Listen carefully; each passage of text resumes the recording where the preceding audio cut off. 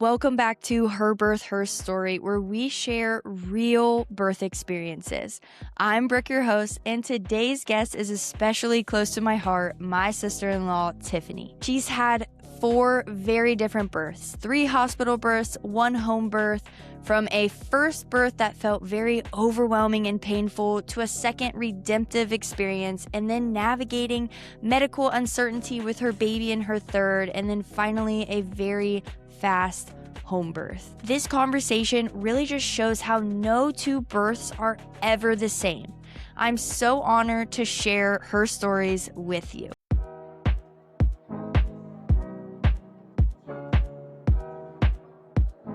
Welcome to Her Birth, Her Story, and I am so excited for today's episode because my sister-in-law Tiffany is joining us to share all of her awesome birth stories. And if you listened to my why episode, I talked about how she was a huge part in my love and passion for birth. So I am so excited for her to come on. So Tiffany, thank you so much for coming on. Yes, I'm so excited too. And I'm very excited and proud that you're doing this. And I know that this has been something that's been a passion of yours and on your heart for a while. So seeing it come to fruition is really, really cool. And I'm excited to share my birth stories today. Awesome. Thank you. So honestly, let's just go ahead and jump right into it because you are a mom of 4. So let's go ahead and start with your first. I do have 4 kids, and my oldest just turned 10 this year, which is crazy. I feel like I blinked, and I've been a mom for 10 years.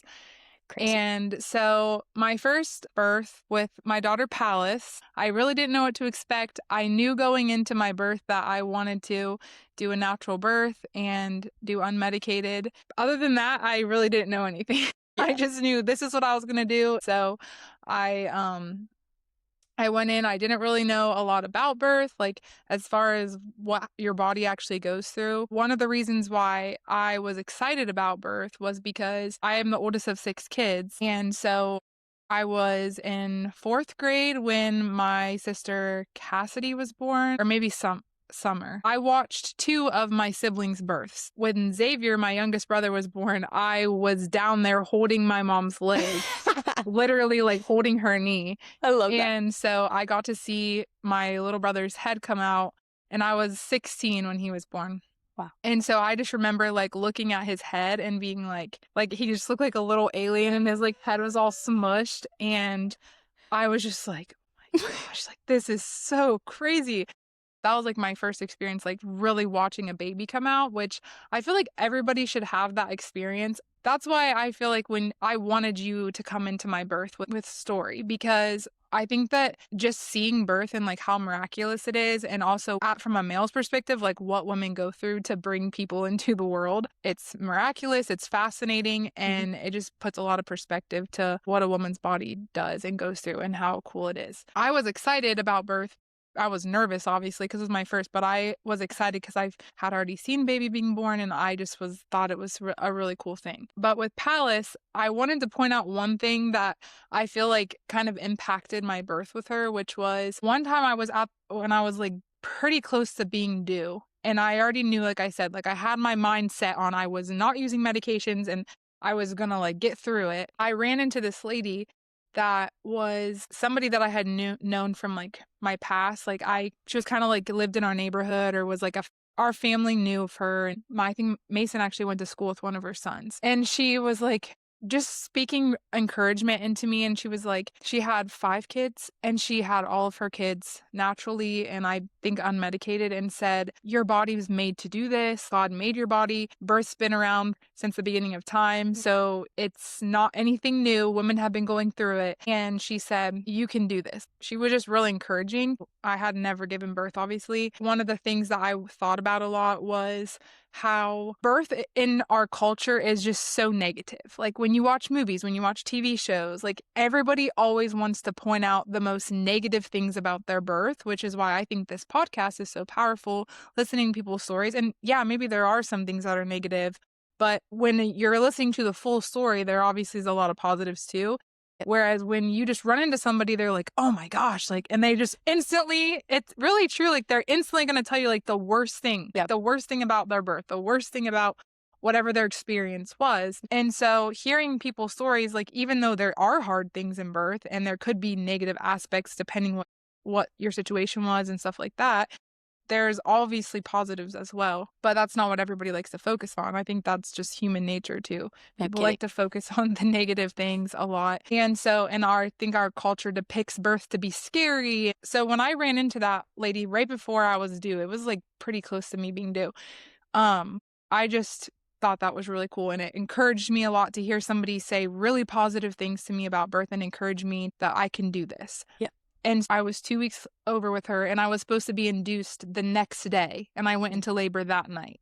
So I went into labor, I think, like at 11. Mason and I just got back from a date. We went on like a last date, and then I went into labor that night. So we got back from our date. We were at my parents' house watching a Christmas movie on Hallmark because it was November. And I went into labor. I'm going to say I don't remember because I had 4 kids. So I don't remember all of the details anymore. I need to write them down. But I believe it was like maybe 11 p.m. or something around there. And as soon as I started counting my contractions, I went back to get my bag and we went over to the hospital. I didn't labor a lot at home because that was my first, and I was just like, oh my gosh, I'm in labor, gotta get to the hospital. So we went to the hospital and I labored for 23 hours, I think. So I labored a long time. I could have definitely labored more at home with her. I was at the hospital and I was just so tired. I wish I would, and that you can't eat. So I just wish I would have just slept at home and then went. I was laboring all through the night. So I was so exhausted, didn't sleep. And I remember getting partway through I was probably getting into transition. I think when I was getting into transition, I was she was descending. I was about to be ready to push soon. I said, I can't do this. I can't do this. I can't do this. And my mom's like, you're going to do it. You have to do it. You're going to do it. And up until then, I was very adamant. I'm not doing any medications. I'm doing this all on my own. That was solely because I am one of those people that when I say I'm going to do something, then I'm going to do it. And I had my mind set on that. I was going to do it. So I did it, but it really hurt, bad. Yeah. And that was just because I was very tense. I was not, I didn't really know what was going on. I was scared. So my body was just very tense, and that was just making it a lot worse. And so, yeah, I remember when I was getting ready, I think I threw up at one point. I was getting closer to transition. That's when I was I can't do this. There's no way I can do this. And I had a lot of back labor with Palace. And I also wasn't prepared with different things that I could do to alleviate a lot of the pain from having back labor. I wasn't moving around positions. I just didn't know all of that yet. I was just doing a natural unmedicated birth because I wanted to do it. Yeah. That's a huge difference from my other birth stories where I had way more knowledge and I knew what was happening to my body, and I had different things I could do to help. So after my mom told me, she was like, Tiffany, you have to do this. You're going to do it. It's too late for medication now. You're too past the point. You can't get an epidural anymore. You're already past that. Yep. So that's when I told her maybe I can get medicine. And she was like, nope, you're almost there now. So I was ready to push, and I was tired, obviously, because that's a long time to labor. Mm-hmm. And especially with no food and you didn't sleep all night. That was rough. But I was ready to push, and that's the part I was obviously scared about. So I was just very tense. And I remember just sitting there and just being God, help me to get through this, help me to get through this. And I remember just feeling in that moment that the Lord was with me, and just some of the pressure being lifted. And I was okay, I can do this. So now I'm ready to push. And I pushed with Palace for 10 minutes, which that's pretty good for your first. Yeah. And also Palace was 9 pounds and 1 ounce, which I knew I was planning to have a big baby because all of my mom's babies were decently sized. But I wasn't planning for my first baby to be over 9 pounds. And I felt the ring of fire real good with Palace. And I didn't do anything to prepare. I tore really bad with her. I had almost a 3rd-degree tear and tore towards the front, which normally you tear towards the back. Yeah. And so that was really painful. And I remember when they put her on my chest, they were stitching me up and I felt like every stitch. They apparently gave me a local down there, but if they did, it didn't work because I felt every stitch when they were stitching me. Oh. But obviously, like, still at that moment, even though you're being stitched and it's still in pain, like, you're so relieved because your baby's out and you're like, oh my gosh, my baby's out. Like, you feel just relief. So obviously, with any birth, you can't plan what's going to happen, or you can have an idea of what you want to happen, but that's not always the case. But you can definitely prepare your body, you can prepare your mind, and you can prepare the best that you can. Obviously, like I said, things could go differently than what you thought. But with Palace, I just didn't have knowledge. I wasn't really prepared in any way. So I feel like a lot of the things that were negative about her birth and like the pain could have really been different if I did have more knowledge and was prepared. Yeah. Again, like, you don't know. You could still prepare the best you can, and it's going to turn out the way that it's going to turn out. For sure. But I just think comparing her birth to my other ones, that's why I want to like kind of show like that there were the negative things about it, just because none of my other births were like that. And I just think the difference was I wasn't fearful. I wasn't tense, which really changed the game. When you're not like, your body is not so like, it's just like with anything, like when your body's tense, you're going to feel more pain. Yeah. And so I think that was like a huge factor in it. And so with Palace, the recovery part of it was pretty hard just because I tore. I didn't know what to expect with my recovery either. And that's why I think that, again, these birth stories are so great, because listening to people's stories from the beginning to the end, you can learn a lot. You can learn from people's stories. You can learn from hearing other women talk. And you can know, wow, I don't want to do that, or that worked for her. Maybe I could try that or look into it. I wasn't listening to all these kind of births with Palace. And I was 22. I didn't prepare at all because I got pregnant on basically my honeymoon. So I wasn't like doing all the research before, like, oh, I'm going to start trying to have a baby. And I got pregnant right after we got married. And then I was like, okay, so I don't know. I just wasn't prepared in all that way. Yeah. So with my birth with Story, I didn't get scared out of doing an unmedicated birth, even though there was pain involved with Palace. Yeah. But I just knew I wanted to do things like a little bit differently, obviously. And I knew what to expect this time. Even right after I gave birth, I'm like, well, it'll be easier the next time because I know what to expect. I was reading books and I was like learning about what your body does through birth and labor and why you go through the different phases of labor, and about how the baby's moving and being pushed down into your pelvis, and just like all of the stuff. And like learned even like I didn't even know what transition was with Palace. Like now looking back, I knew when I said I want to give up that was transition, but I didn't know at that time that was transition. I just knew this sucks right now. Yes. And so with Story, I like was ready, like, okay, when I start feeling like I want to give up, I know that's when I need to push my hardest, because that's when like we're getting close. And so just learning about all of that. So with Story, it was completely different. I still did a hospital birth with her again. Thought I kind of had the idea like I did want to do a home birth, but because of just financially, and my husband has great insurance, and so that was just the best choice for us financially to do a hospital birth, because basically you pay nothing from his insurance. And that, like, how can you give that up, especially when you're young? No kidding.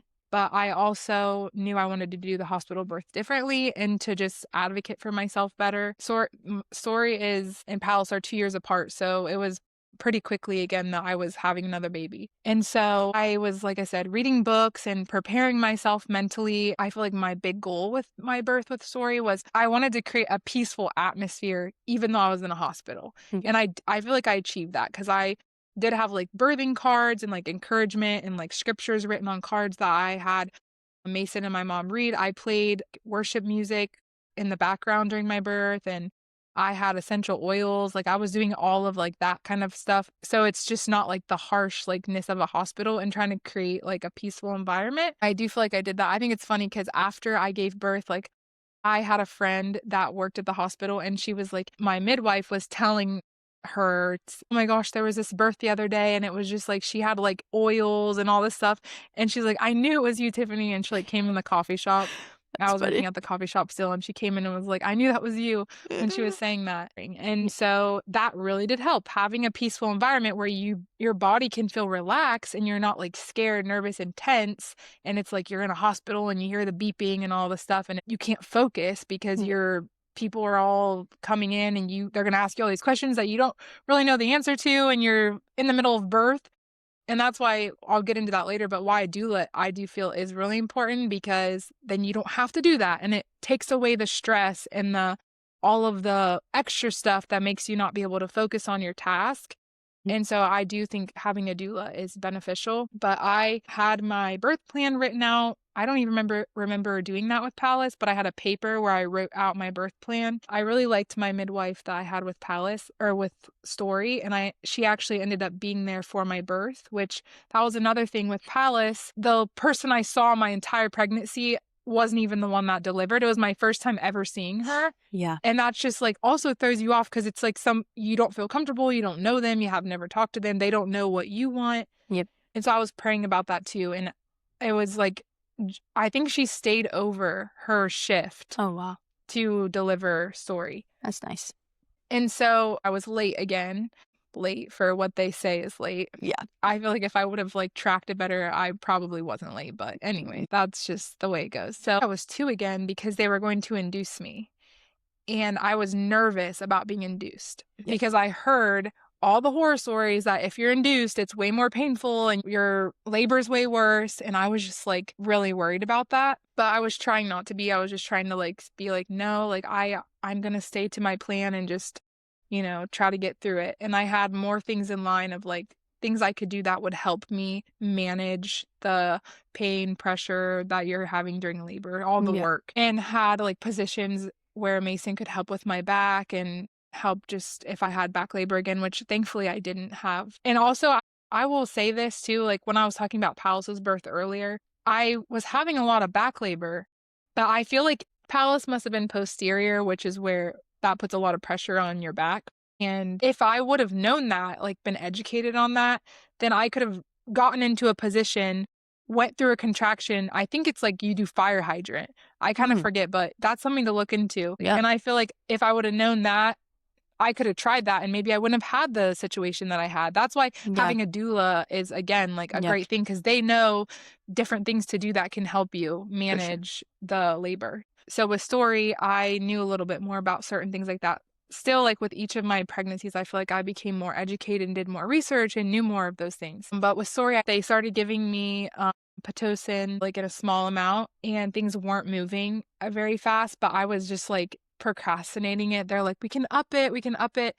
And I was just like, no, like I was just like, I knew what was coming, and I was like, we'll just go slow. And I was worried too, because like I said, I was worried that I was getting the Pitocin. That was what was making me worried, I feel like. And so finally she said, okay, we want to get things going. I was already in there for, I'm going to say, a while, like 7 hours or something. Yeah. But at the beginning, like I was just getting ready. So I wasn't actually like in active labor during all that time, but I had been in the hospital for a while, and they upped my Pitocin, and she asked me if it was okay if she broke my water. And I said, yes. But she's like, once I break your water, like things are going to move and it's going to get intense. And I was like, okay. So I was like, okay, just break it. So she broke my water. And it did. Things got picked up really quickly and got really intense very fast. And one of the coolest things I remember about giving birth to Story was my contractions. Even though they were getting intense, I just remember feeling peace. And I don't remember being in like excruciating, tense pain like I was with Palace, because I was just staying relaxed, staying in like a good headspace mentally. And I had music going, and you were in there, my mom. My sister, one of my other sisters, was taking pictures, my photographer sister, Brooklyn.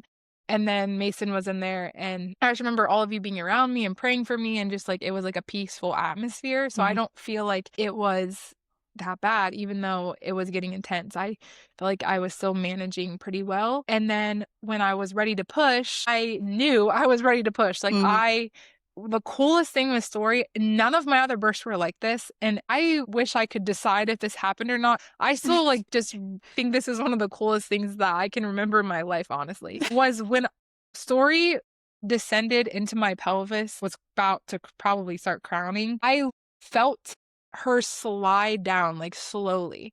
I didn't experience that feeling with any of my other births, but with Story, like I literally felt her head move down and get in position. It was so weird. And so I knew, like when I felt that, I'm like, oh my goodness, like her head just went into like, get ready to push. Like I remember saying like, I'm ready to push. I didn't have to wait for like that, like feeling like you have to poop. Like that's basically what it feels like. And when you start feeling the need to push and like the pressure and like you have to like basically like when you have to poop, like it's coming out, you know, like I'm ready to push. I didn't even feel that because I felt her whole body and her head a lot too, like just slide down.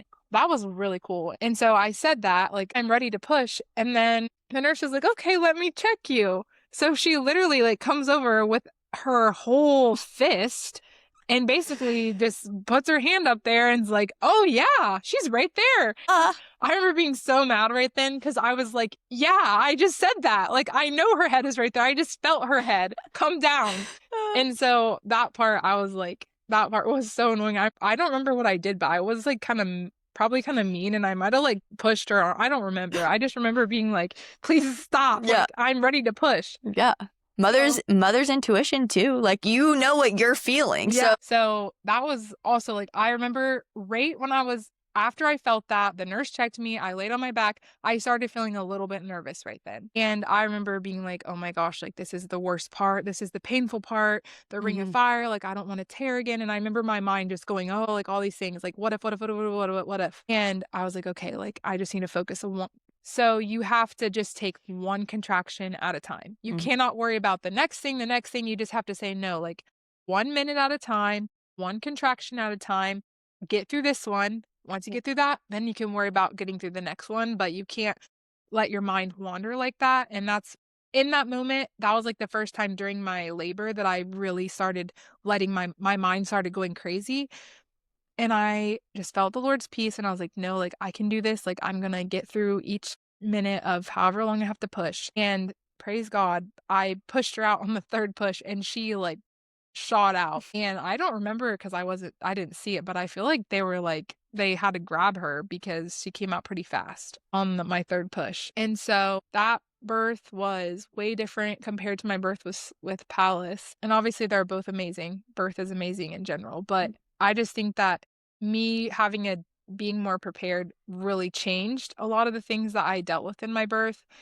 And also just like the hospital aspect of it can make it feel very medical and like scary and just like uncomfortable because you're in the hospital and you have all these random people you don't know looking at you and poking you and you have these really harsh lights on your face. And like, I think that really affects a mom because they say like what makes a baby is what brings a baby into the world. And intimacy and peace and like you don't make a baby with harsh lights on your face and like feeling stressed. And that's the same thing when you're pushing your baby out and you're in labor. You want it to feel peaceful and you want to have an environment that you feel relaxed, your body feels relaxed, your mind feels relaxed. That's why if you are choosing, in my opinion, if you're choosing to do a hospital birth, you can. Like I did medical or unmedicated natural births in a hospital and I didn't have a horribly negative experience. There are people that have, and that's not fun. And I get how those things can happen. I think you can do that if you're prepared, if you know what you want, and if you work ahead of time to prepare to create a peaceful environment for sure in the hospital. Yeah. And so I think that was like a game changer. And so I felt like after I had her, I had some really great nurses and I had a good experience being there postpartum. And I remember like after I had Story, I wasn't as tired because I didn't have her in the middle of the night and I actually had sleep. But I remember like just a nurse helping me get to the toilet and like I was just like, you're bleeding and you just feel so gross and like who knows all the stuff coming out of your body. And I remember that nurse just made me feel like she was just so nice and was like acted like everything was so normal and she was like taking care of me and she just made me not feel weird at all. And I still remember that nurse. Like, and see, there are good, great nurses and even probably OBs and midwives out there too that really can make a difference and make you feel like what you just did is something that is natural, and it's something Yes. that should be applauded and awarded and help you feel empowering instead of medical. Yes, exactly. And that's what I felt like with her. Postpartum, same. I had some great postpartum nurses. And one thing I do like about the hospital is that you don't have to worry about like cleaning and like you're at a hospital. So like they're taking care of all of that kind of stuff. There's Yeah. obviously pros and cons For sure. to home birth versus hospital. And the hospital where I had my first two, they do like a little mom and dad dinner where they let you order food and they do like a little, like, I think it was like steak or salmon. They like give you a nice little dinner, and that was cool and special not having to cook. Like I feel like I had a positive experience at the hospital, and I think that sometimes that's not really something that people say. Like if it's either you do a home birth and you do everything like super holistic and you do it, or you do a free birth, or hospitals are terrible, terrible, like everything is negative. And I just wanted to say that I didn't have that experience. I felt I had a positive hospital experience and still did things unmedicated in the way that I wanted to do them. That brings us to Rocky, which is my only boy. Rocky will be 6 in March and Story will be 8 in April. So they're both, again, like right about 2 years apart. And so Rocky is a different story. His story, I feel like, could have its own podcast episode just because there's a lot more that goes into Rocky's story. For sure. But I'm just going to stick for right now for talking about Rocky's birth, and I'll touch a little bit on some of the other stuff that we dealt with Rocky. So Rocky, one was not planned, which none of my kids was I planning to have like when I had them. Yeah. I always knew I wanted to have a big family. I always wanted to have a lot of kids. I used to say I wanted an odd number, so I wanted 7 or 5. And I think I'll go with 5. Yeah. I would love, obviously, God willing, I would love to have one more baby. I knew I wanted to have a big family. I just wasn't planning to get pregnant on the week after my honeymoon. And so Story was like, again, we were trying with her, but it was just so really fast. But with Rocky, I was like, okay, I want to have like some time to recoup, let my body recoup. Going through pregnancy and birth is a lot on your body. But I got pregnant with Rocky pretty quickly. I was excited. Obviously, when I found out I was excited to be pregnant and have a baby is always a blessing. But I didn't feel like I was ready. And I thought I was going to have a longer time to let my body heal and to get back into shape and feel myself again. I didn't really touch about into my postpartums other than I tore really bad with Palace, and that was difficult. But I also had postpartum depression after I had Palace, which was something else I just didn't really even know about. I realized after that that's what it was, but I wasn't prepared for that at all either. And I also had, like, I feel like I had her in like the darkest time of the years. I had her at the end of November. So that probably played a big factor. Pals also had her days and nights completely swapped for the first month of her life, where we were like basically nocturnal. Literally, I'm not exaggerating. We were nocturnal. Wow.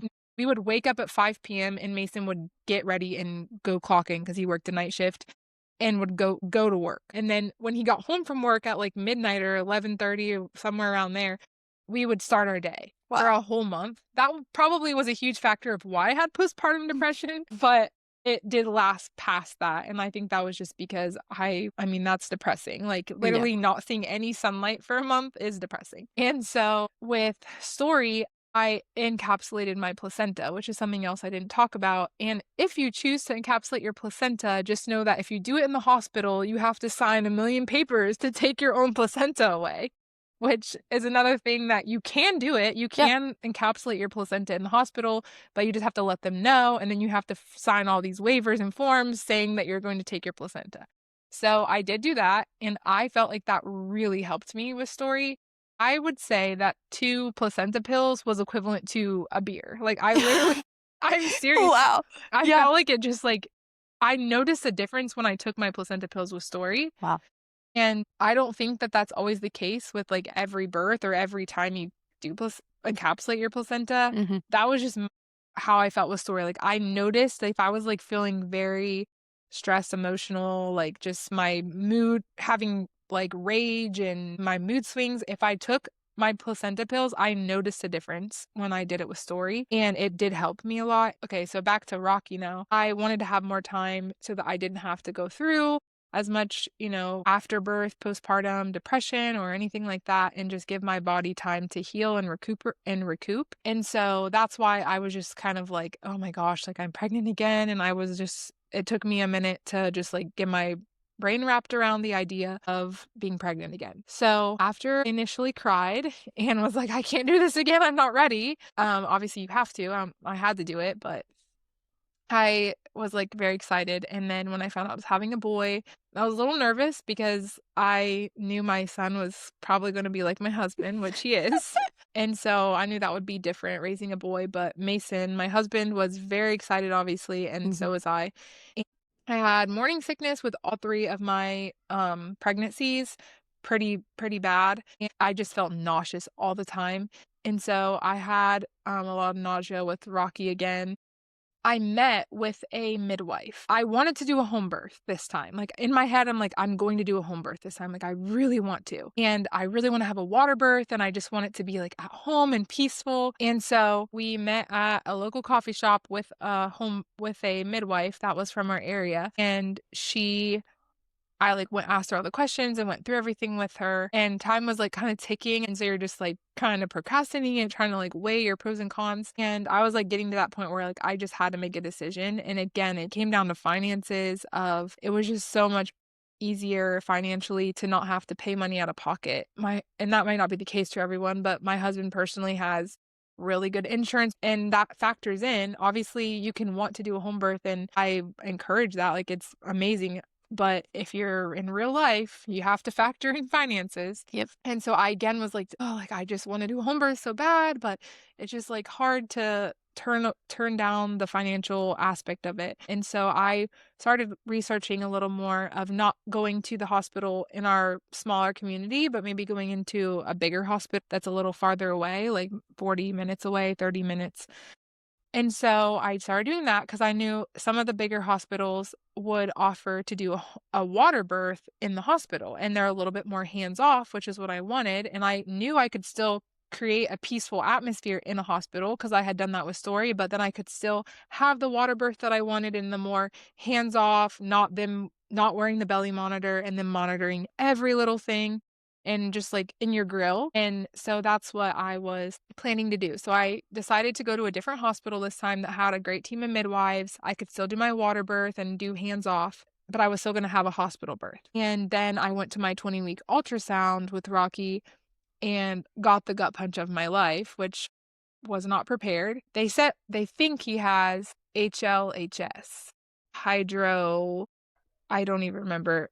That's a decently common thing. Left heart syndrome, I think is what that is. That's what they originally thought. His left side of his heart was small. So they thought like all of the left side of his heart looked smaller compared to the right. And that's what they started saying that. And that's like I looked it up, Googled it, which never Google things, but I Googled it and you don't have like the best chance of having like a normal life. You can live after it, but lots of surgeries and medications, I believe. I don't know everything about it. I just remember when I started reading, I got, oh my gosh. And then they said he might have Down syndrome and just starts throwing all these things that are really hard and scary to hear when you know, you had two perfectly healthy, normal pregnancies before.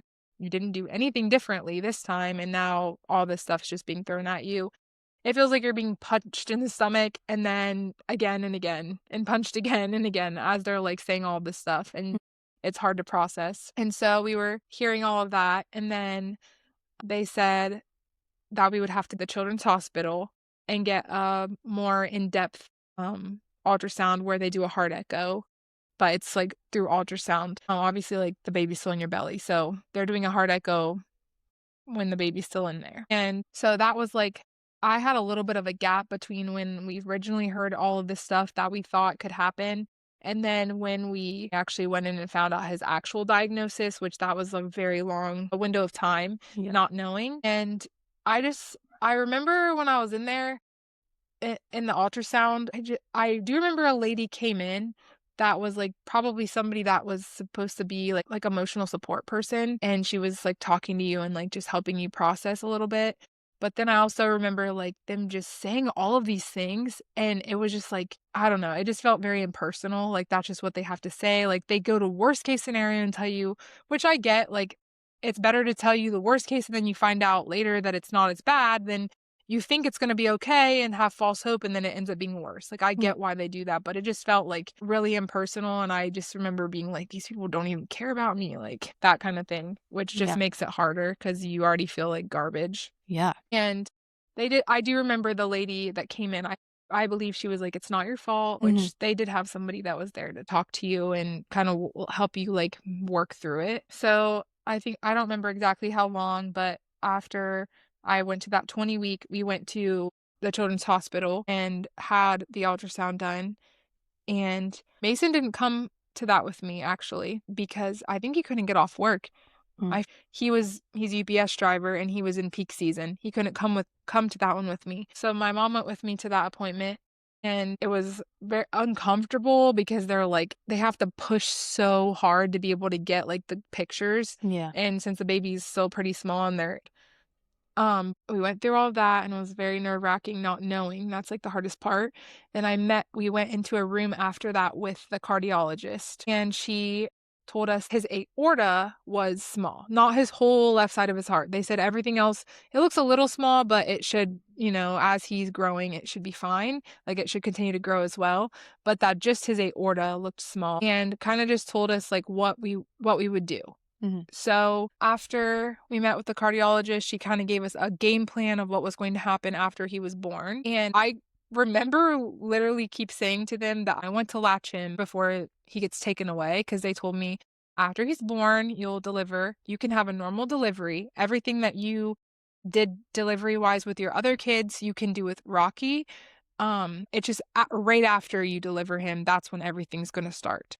So I just remember telling them, I want to have skin to skin and I want to latch him. And they said I could latch him. And they said that would be fine. Like, that would be no problem. Like, you'll have a little bit of time. You won't be rushed to the point where you can't hold him and, be with him after you give birth. So he had a coarctation of his aorta. And basically, that just means one part of his aorta was narrow. They were going to obviously try to open that up, and there was different ways that they don't know till he's born, like, exactly how that will play out. So they said as soon as he was born, after I got to hold him and everything, they would put a, port in his leg just because the vein's bigger there, and that way they could give him medicines or whatever. They have it there already ready in case there's an emergency that they need to give him some kind of medication or something. They would do that, and then they would give him a medication that would keep his PDA, which is an artery that all newborns have that usually closes like 2 to 3 days after they're born.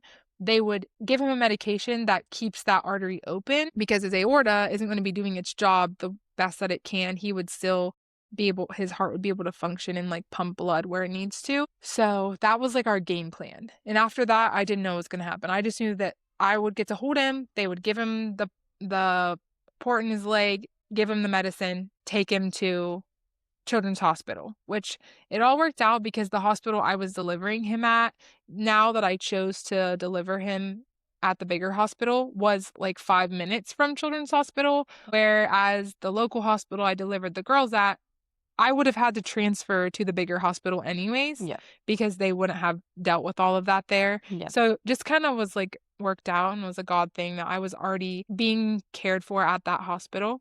Yeah. And so I didn't have to like change providers also on top of all of this. And I did really like my midwives that I had all the different midwives there and I really liked them. And so I went through the rest of my pregnancy. I had a good pregnancy.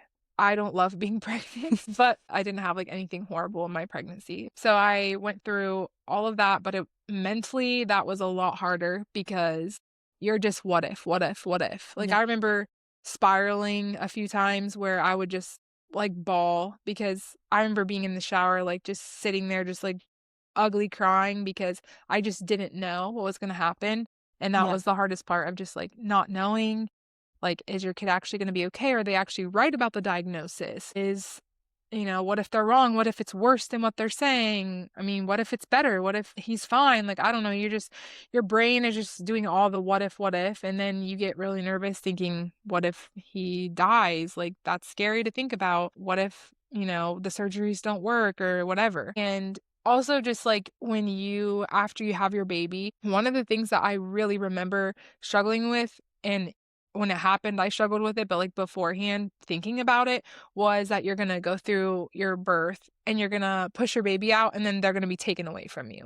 That like just feels like gut-wrenching. Yeah. That they're gonna take your baby. That was like a lot harder mentally going through my pregnancy, but that was in December. Mason went through peak, and I remember doing all the fun things with the kids, like doing all the Christmassy fun things, probably just trying to like distract myself and keep my mind off of it. Yeah. Because other than just a few times that I like distinctly remember crying, like in my bedroom by my dresser, like I remember just like crying. I was ready to give birth to Rocky in March. I had a doula this time. So one of my best friends since high school became a doula, and I knew I wanted to have a doula this time, especially because one, it was my best friend that was going to do it. So that was really special, and I mean that just made it easier. And two, because I knew mentally I was not going to be able to create the atmosphere I wanted as well as I was with Story, just because I wasn't focusing on that. I was just focusing on,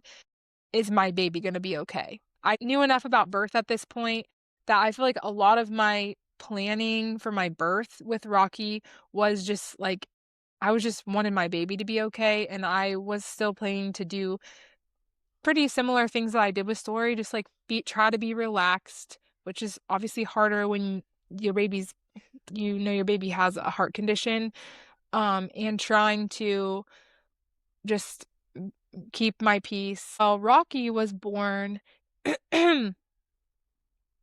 to add on to everything that was already crazy with Rocky's birth, with his heart and everything. He was born in March of 2020, right when COVID started. And so that was just like a whole another layer of it being hard and like stress and everything added on. Right before was about to give birth to Rocky, they had changed the hospital rules where you could only have one person come in with you. And I had a doula this time. And I also wanted my mom in there. And they like changed the rule. And I don't really remember, probably just an answer to prayer, but she like basically said, I'm coming in. I labored a lot of my labor at home. We started driving to the hospital, and I had some pretty intense contractions on the way. And when we got there, Haley told me, she's like, you're probably already pretty far. Like, you did a lot of laboring. Like, you've done some big contractions. Like, I feel like you've made progress.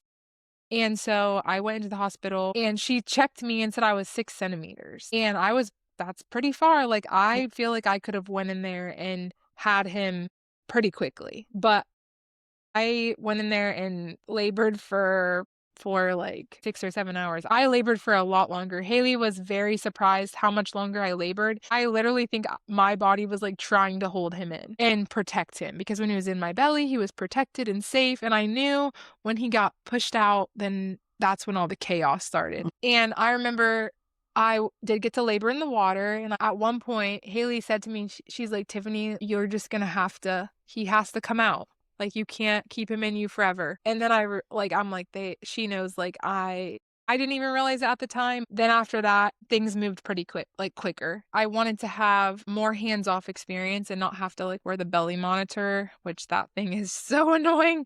It's like slides down. Oh, here, let's put this back on. The slides down. Let's put this back on you. Yep. And you can't move around when you have that on. It's easier to move around into different positions and stuff when you don't have a belly monitor on. And so with Rocky, though, because of his heart, they needed to monitor his heart rate more carefully, because of the risk of him already having an issue with his heart. And so I still had to have the belly monitor, but I think they had a waterproof one, so I was able to labor in the water, and I thought I was going to be able to give birth in the water. So that was in my mind, I thought that's what was going to happen, and I was laboring in the water, and I loved it.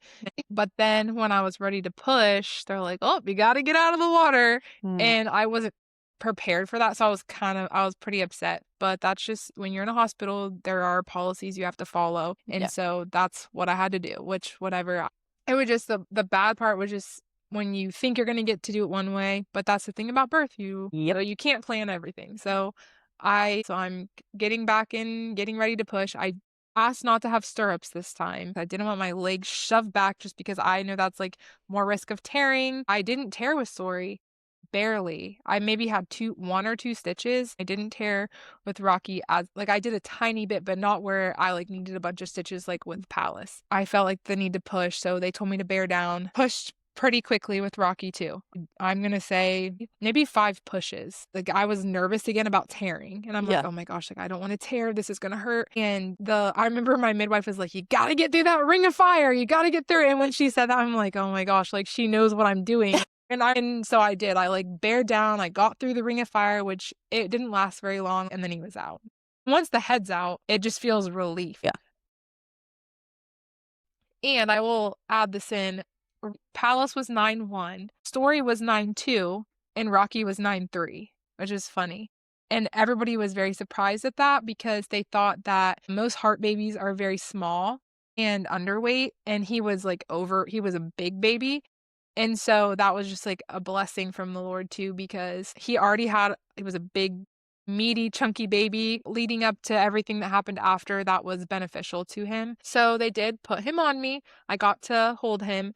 And one thing I specifically remember about my birth with Rocky was after they put him on my chest, Rocky lifted his head, literally like held his head up. He was laying on my chest and held his head and looked at me. And I thought I'm like imagining that. I looked at Mason and he looked at me at the exact moment and we like made eye contact and we're like, oh my goodness, like, did you just see that? I feel like it was like Rocky, like, I got this, mom. Like, it's going to be okay. We both were like, oh my gosh. And it did make us feel encouraged in that moment. And he's a fighter. We named him Rocky before we knew about his heart surgery. When we found out we were having a boy, we already had the name Rocky in line and he is a fighter. So it worked out. It was his perfect name. Yeah. They didn't let me latch him, which they said they would. And I was very upset about that because I really wanted to breastfeed him. And I know if you don't latch, especially for heart babies, like if you don't latch quickly, sometimes they have issues. And also just for my milk production, I knew him latching would help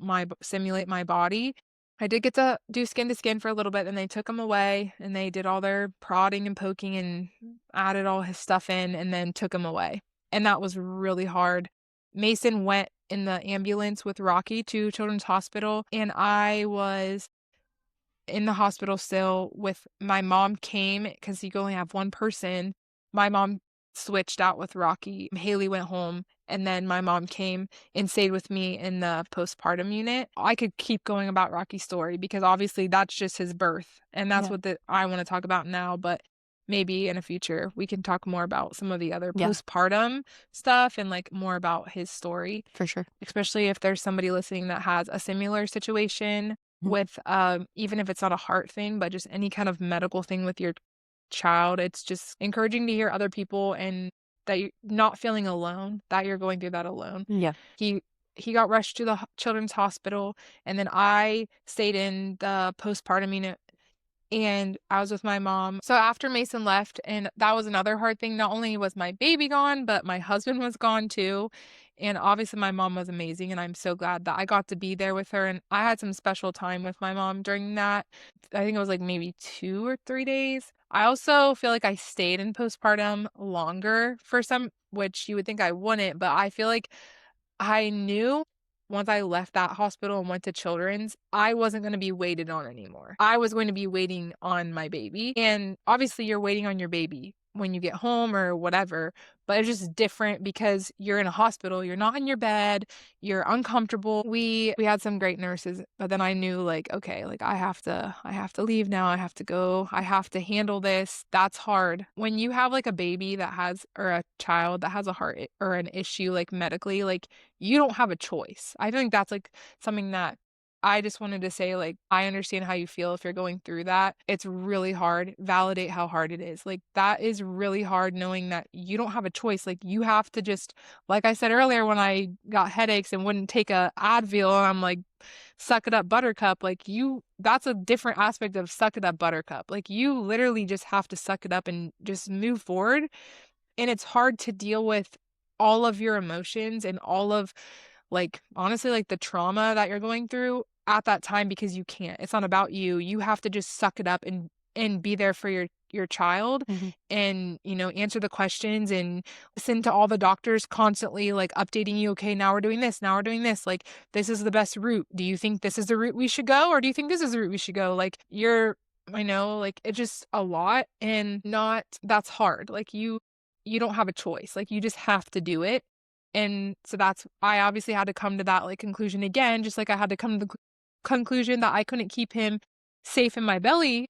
I have to leave now. I have to leave postpartum unit, go to the hospital, and now I have to do all this hard stuff that I don't Yep. really want to do, but I have to. Well, I think that's something I will talk about later if we do another episode. It's preemie babies, any kind of medical baby, when you're rushed to like a children's hospital, you obviously want it to be about your baby and their care, but it's hard on a postpartum mom who's literally so uncomfortable all the time. It's not set up to take care of you. Not saying that they're people there and the nurses and stuff are not like understanding, but it is hard. And we were staying at the Ronald McDonald House, so I was walking. My feet were more swollen after I had Rocky than when I was 9 months. Like, Oh. I was just swelled so bad because I was not resting. I was walking all over the place, like back and forth a lot. Rocky has a longer story after that. I'll just say this, that he is healthy, and praise the Lord that everything went well, and you would never know.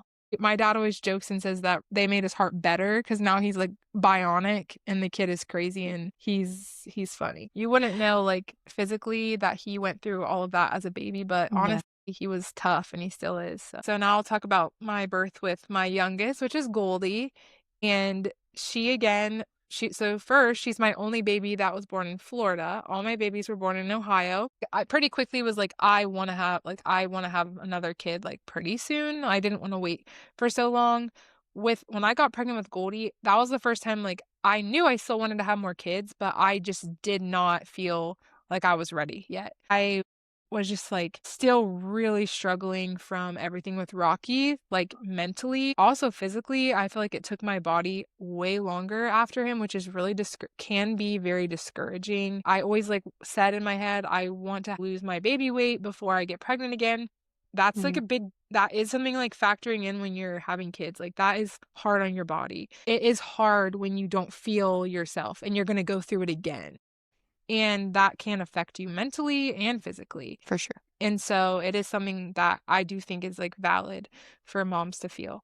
So I was still like just starting to feel like myself again. I had just started working out and like getting back into just like trying to let my body heal Mhm. and focus on that. And then I got pregnant with Goldie. I didn't feel ready mentally. Yeah. I was still like struggling mentally from a lot of just different things in my life, and a lot of things from Rocky. But God knows. And I think that honestly, that helped me. My pregnancy with Goldie was like redemptive. My birth with Goldie was redemptive. And I feel that that helped me to heal from the Yeah. things that I was struggling still with and holding on to from Rocky. The things I didn't have time to work through, because when you're in it, like I said, you're in it. And the Yeah. Lord got us through all of that. Yeah. Definitely by his grace that we got through that. And there were so many little miracles within all of it, and Mhm. I can see God's hand in just different little things. The Lord is with me, yes, but I just feel like I needed to work through all of that and even just give it to Yeah. the Lord. I was still holding on to like fear probably of what if. I remember just feeling like the Lord putting in my heart like, I already have this is already done. Like, I've already walked you through this. Leave it at my feet. Stop Yeah. carrying it. For sure. And so I really wanted to do a home birthing, but I was coming up to the same thing, like where I didn't want to have to pay everything out of pocket and then maybe get reimbursed, maybe not. Yeah. And we also had just had like a huge move. And my husband had his job was different. Like, we had taken a pay cut we weren't expecting. And so again, it came down to finances.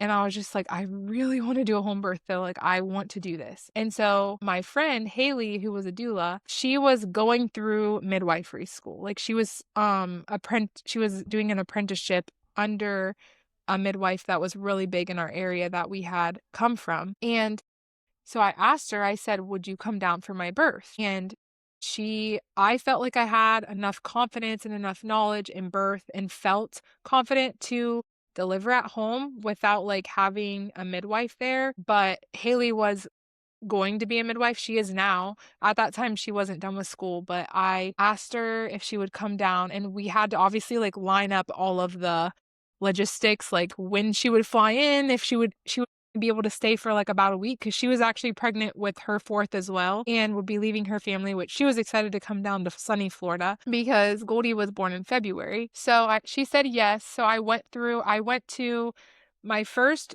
ultrasound at the Women's Health in our area here now. I didn't really love my experience when I went. I just remember not feeling like I wanted to go through the whole hospital, go to appointments every couple weeks. Like, I didn't want to do that again. And I just wanted to just have people leave me alone, honestly, and just let me have my pregnancy and just enjoy it and just not have to do all of that. Not saying all appointments aren't necessary, but there are a lot added in that I don't personally feel are necessary. I did want to do a 20-week ultrasound for sure. I will personally never skip that, because if they wouldn't have caught Rocky's heart when he was during the 20-week ultrasound, his story could be a lot different. I believe when I got to about 20 weeks, I had decided I was going to do a home birth. I hadn't decided that I was going to do a free birth, because I knew I was still seeing Haley, like not seeing her during my pregnancy, but I was talking to her about certain things if I had any concerns, which I really didn't have any concerns. And I was planning for her to be at my birth. And I was just praying and trusting God that she would be able to be there and we would have the timing right for her to fly down. And so that's kind of crazy, but that's just where I was at. And I felt confident in that time in my life that I was like, okay, I'm going from this to now I'm just going to do it on my own. And I really wanted that, because I felt like with Rocky, after being in all the hospitals, I also had like a lot of trauma from being in hospitals and during COVID. And just like, I went to a lot of his appointments alone because Mason wasn't allowed to go. It was one person during all of that. So I just didn't want to go to hospital For sure. at all. And so I'm just like, I'm just going to do this and do the 20-week ultrasound to make sure that like everything's healthy. So I went to that, and we ended up even doing a more in-depth one where they checked her heart. Even though Rocky's heart condition wasn't hereditary, I just felt like that would give me peace of mind. But I felt for my mental health that I'm happy I did that. So we did a heart echo. Everything looked great. We did the 20-week ultrasound. Everything looked healthy and great. Good. And I continued on. I just like had a very hands-off pregnancy. I went to maybe like the initial 1, maybe 2 appointments. I did everything else, like just relaxed and had my pregnancy. And I remember like getting towards the end, I was trying to like do belly mapping. I asked Haley like how to make sure her head was down. I felt like her head was down because I just felt like the pressure, really a lot of pressure. I was pretty sure she was like in place because I was feeling like a lot of pressure. And I had vulva varicosities, which if you don't know about that, you should look it up. But I had that really bad with Goldie, and she was pretty low. So I felt like her head was down. So that was the only thing I was worried about. And then just the what ifs again, like, what if this happens? What if that happens and I'm doing this alone? Like, that obviously goes through your head, and you just have to like be confident in your plan, in your decision, and educate yourself to the best of your knowledge. Have a plan in place in case, something were to go wrong. Like, know the things you need to know and have a plan in place. I felt like I was getting close. So we just we have to book Haley's flight. If she has to leave before I have the baby, or she doesn't get here in time, like, okay, but we just have to book it because we're getting close. So I booked her flight, and I told her, okay, like, I booked her flight. I forget how long in advance I booked her flight, maybe a couple days. So she had time to get ready. And she was supposed to be picked up at the airport in the morning. I woke up feeling like I had poop cramps, and I thought like I was constipated, which I don't know why on earth I thought I was constipated on my fourth baby when I woke up. Like, I'm pretty sure I should have known at this point that I was in labor, but I didn't. So don't feel bad if you've done the same. My whole pregnancy, I kept telling my husband, you're going to catch the baby, and I want to like stand up. I wanted to do a water birth, but like I also had read this story where this mom was like standing up in her bathroom and just had the baby standing up. And I read this story, and then her husband had to come in and catch the baby. And so I wanted to, like, in my head, I'm like, oh, that would be cool.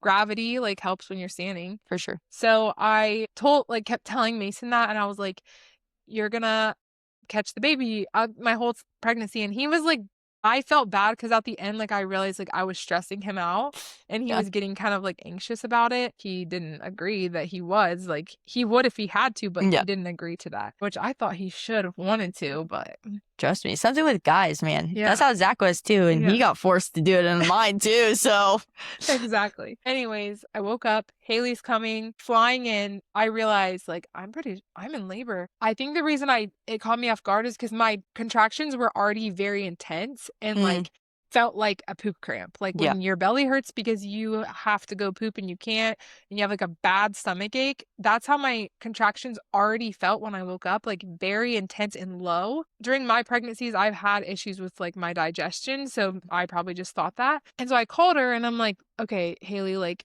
they're already really intense. And she's like, okay, well, I hate to break this to you, Tiffany, but this is your fourth baby, so you're gonna skip early labor. You're going like right into like the intense stuff. That's normal. And so I was progressing fast. My contractions were getting really hard.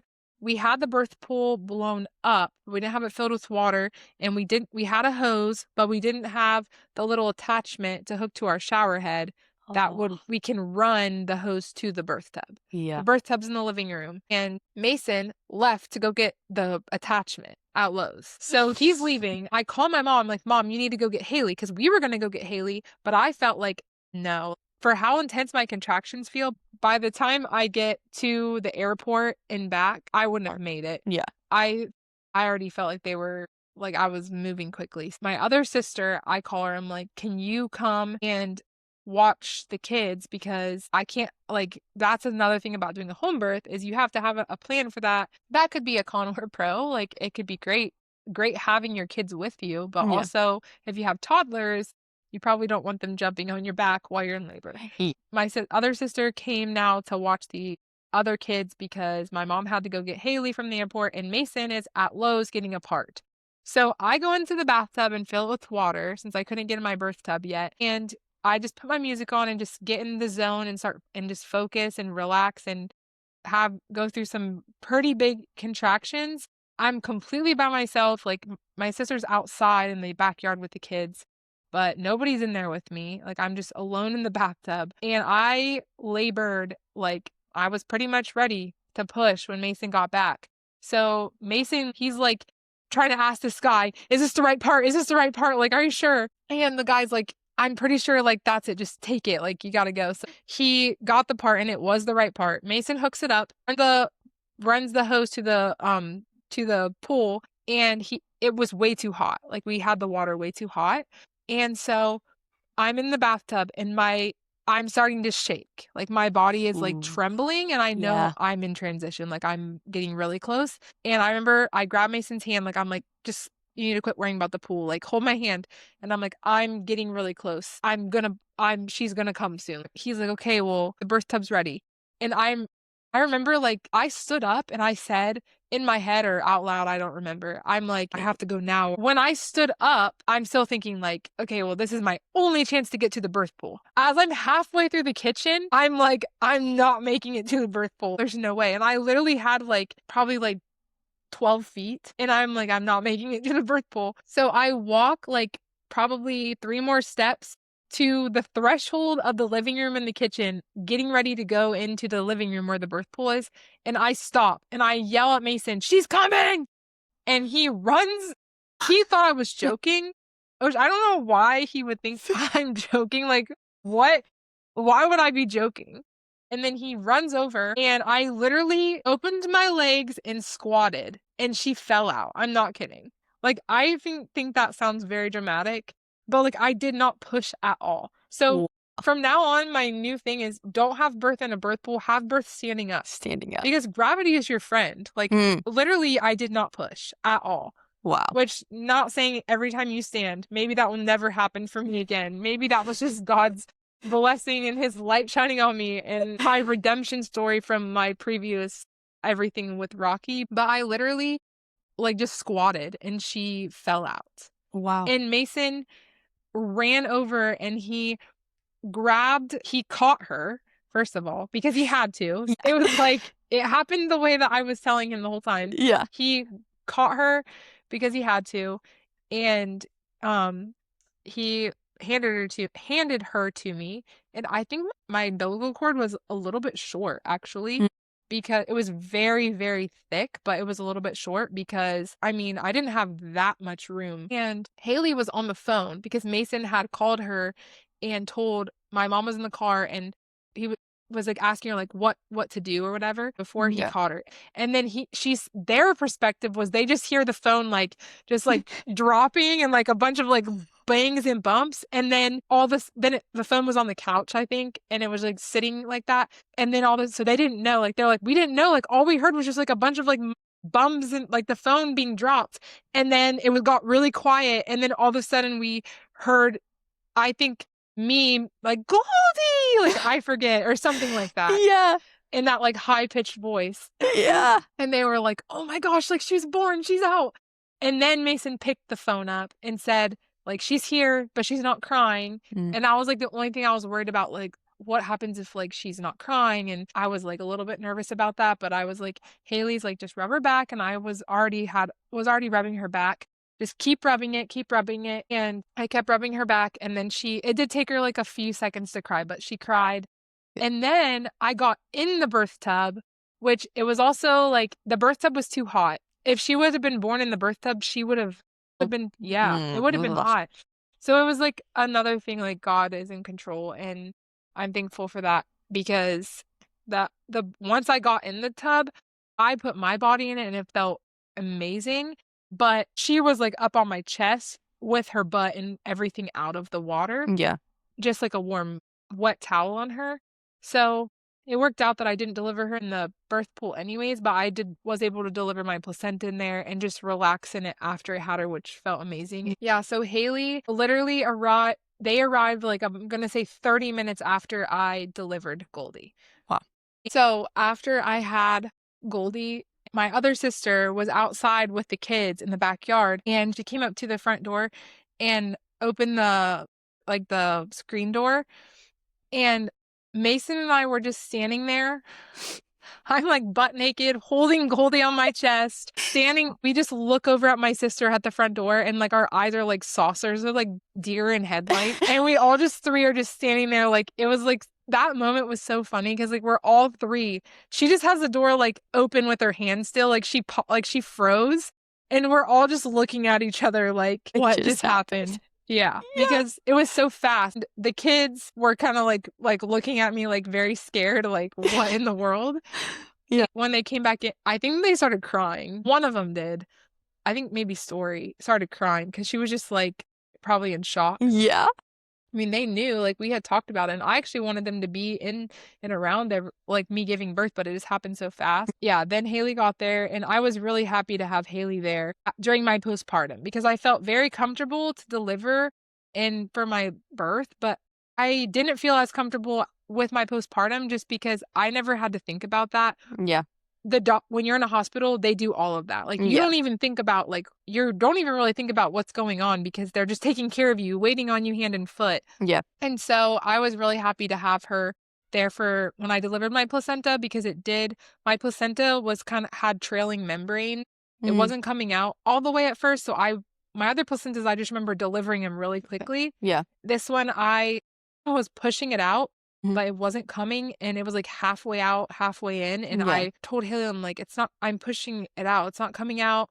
We waited for another contraction, and she's like, don't push too hard because you don't, like, it can make you bleed. Yeah. So she's like, stand up. So I stood up, and then the gravity again helped with that. Wow. And so I was glad that she was there for that. She's like, I would pretty much consider you hemorrhaging after that. And because it was so fast, I almost passed out after I had her. I was like so excited, and I'm like, I remember I think I was FaceTiming Zach. Yeah. And which is my brother Brooke's husband. And I think I was FaceTiming Zach, and I was like, oh my gosh, like Mason caught her, because the whole pregnancy, Zach kept calling him Dr. Mason. Yeah. Yep, Dr. Mason. And so we were telling him, and then I, like, my head started feeling so light, and I was just like getting really like lightheaded. Yeah. And they said I turned green. Like, they're like, you literally turned Wow. green. And then my eyes were closing, and Haley like ran and got me cranberry juice, and I think they got me almonds. And she's like, drink the juice, hurry up, like take sugar, like eat some almonds, here, Yeah. bite, chew. And then I Wow. didn't pass out. But if I would have not, if they weren't there and I wouldn't have like she wouldn't have ran and got me the juice, I would have passed out. Oh. She said that happens a lot when you have like your hormones go like And then crash. Yeah. yeah, because you just had it happen so fast, your body didn't even have time to adjust. Mm. So I like was very thankful that I had her there for my postpartum again. Like, Yeah. she was amazing and is an amazing midwife now. Yeah. Which is crazy, like how I know. everything that all happened, and now she is a midwife. That Yeah. was before. She was still studying. Praise the Lord for him answering my prayers through all of that. And it was such a drastic difference from being in the hospital during 2020, COVID, like everything crazy, Yeah. having to follow all these rules, to just like having your baby at home was so freeing. For sure. Being in your own bed already, amazing. Like, not Mhm. having to pack a bag, having your own food at home, like you're just right with your kids, like them all cuddling on your bed right Yeah. after you have a baby. And obviously having family, friends, support, a doula, postpartum doula, whatever, having support. If you are going to be at home, having people there to take care of you, not so you're not thinking like, I got to do this, I got to do that. Yeah. Because for me personally, when I'm at home, like that's equivalent to work. Yeah. Like, if you're a stay-at-home mom or whatever, even if you're not, if you're taking care of a household, when you're at home, like that's your job. It's hard to like turn that off. So For sure. having support is big. Okay, so now I like to end my show with one question for every mom. And that is, if you could speak one piece of empowering wisdom into the mothers listening, what would that be? So I would just say that one, you can prepare the best that you can. Study all the things that are important to you, make informed decisions, and have like an idea.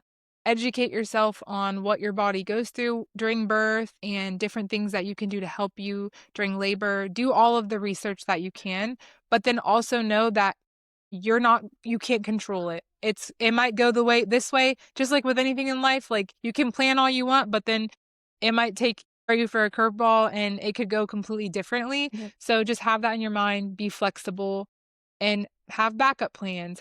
Just realize that so that it doesn't make everything, crash and burn for you. The other thing is that your body is meant to give birth. God made your body to give birth. People have been doing it since the beginning of time, and you're not alone. Like, you can do this, and women have done this since forever. Your body is capable. You're capable. However you decide to give birth, whatever route you take, whether it's medicated, unmedicated, in a hospital or not, just know that you can do this. Educate yourself, make a good decision for you and for your situation. And also, one last thing, have a support system.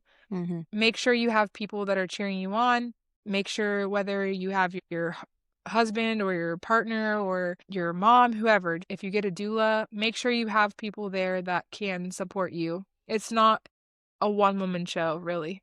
You're obviously you have to be the one that's doing all the work and the hard work, but having people there that can hold you up when you're feeling weak is really big. So I would say that. No, that's really good. And I just want to say thank you so much for coming on Her Birth, Her Story. What a powerful reminder of how birth can evolve us, heal us, surprise us in ways that we have never expected. Her story highlights the impact of support, trust, and just navigating the unknown with courage. Thank you so much for listening. If today's story inspired you, encouraged you, or just resonated with you, please share it with another mama who needs to hear it. Like, share, rate, review the show so that we can get stories like this out to more moms. And no matter what, just remember, this is your body, your baby, and your birth. And we are reclaiming birth one story at a time.